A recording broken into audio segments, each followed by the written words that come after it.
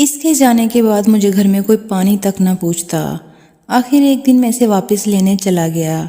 جب میں اس کے دروازے پر پہنچا تو آگے دیکھ کر میرے پاؤں تلے سے زمین نکل گئی، کیونکہ آگے میری بیوی۔ میں نے اس سے 4 ماہ کا بیٹا چھین لیا اور اسے میکے چھوڑ آیا۔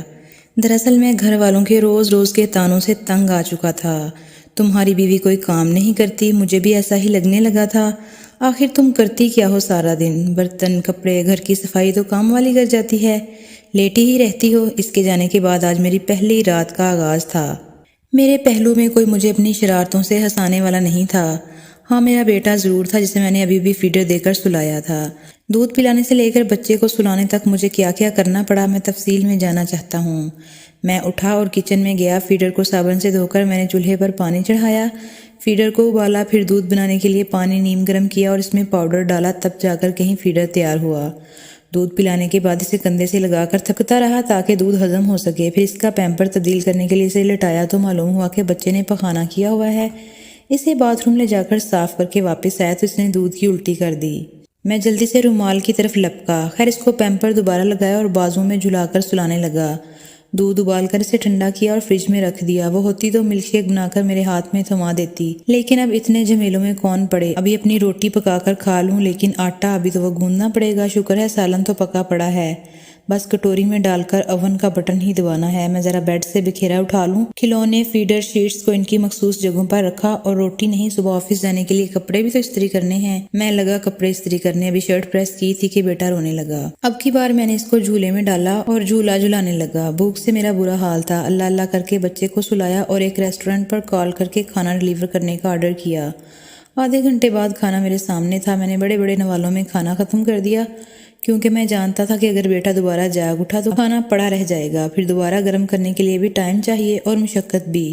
مجھے اکتاہٹ ہونے لگی۔ گھڑی کی طرف دیکھا تو 11 بج رہے تھے۔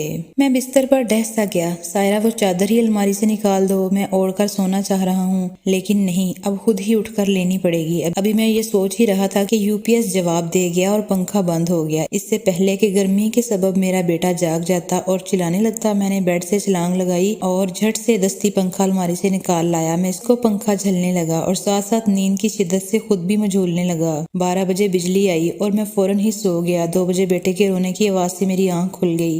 اچانک گہری نیند سے جاگنے پر میرے سر میں درد ہونے لگا۔ اسے بھوک لگی ہوگی۔ میں سستی سے اٹھا اور اسے ڈبے کا دودھ بنا کر پلایا۔ 2:30 بجے کے قریب بیٹا سو گیا اور میں بھی۔ اس کے بعد بیٹا کب جاگا اور کب تک روتا رہا مجھے نہیں معلوم، البتہ جب صبح 8 بجے آنکھ کھلی تو وہ رو ہی رہا تھا اور اس کے پیمپر سے مواد نکل کر بیڈ شیٹ میں جذب ہو رہا تھا۔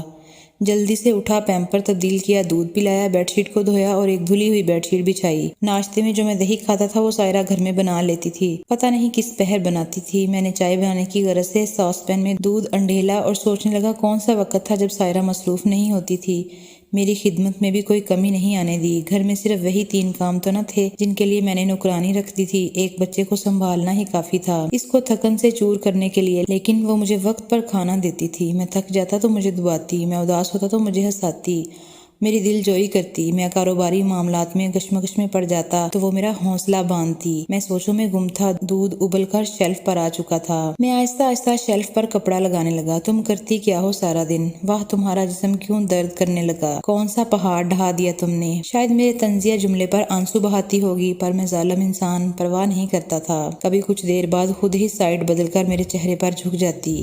I love you تو میں جواباً مسکراتا اور وہ اصرار کرنے لگتی نہیں آپ I love you too بولیں۔ مجھے اس کی شرارتیں یاد آنے لگیں۔ صبح کے 10 بج رہے تھے اور کام پر نیند نہ پوری ہونے کی وجہ سے چھٹی ماری اور وہ سب اپنے اپنے کمروں میں مشغول تھے جو بھی کل ہی مجھے کہہ رہے تھے کہ تمہاری بیوی کوئی کام نہیں کرتی۔ کسی نے مجھے چائے کا ایک کپ بھی بنا کر دینے کی زحمت نہیں کی۔ میں نے بچے کو گاڑی میں ڈالا اور گاڑی ان راستوں پر دوڑا دی جو راستے مجھے ہمیشہ کے لیے سائرہ کے ساتھ جوڑنے والے تھے۔ وہاں پہنچ کر میں نے دونوں ہاتھ جوڑ کر معافی مانگی اور وہ ہمیشہ کی طرح بڑا دل کر کے چلی آئی میرے ساتھ۔ شادی شدہ حضرات سے میری ریکویسٹ ہے کہ ٹھیک ہے سب کا حق آپ پر ہے، سب آپ کو مشورہ دے سکتے ہیں، لیکن ماں باپ کے پاس سب سے زیادہ حق آپ پر آپ کی بیوی کا ہے۔ اس کو ٹائم دے، اس سے پوچھیں، اس کی دل جوئی کریں، جو سارا دن بنا لالچ بنا مزدوری آپ کے بچوں کی، آپ کے خاندان کی خدمت کرتی ہے اور بدلے میں سے کیا ملتا ہے؟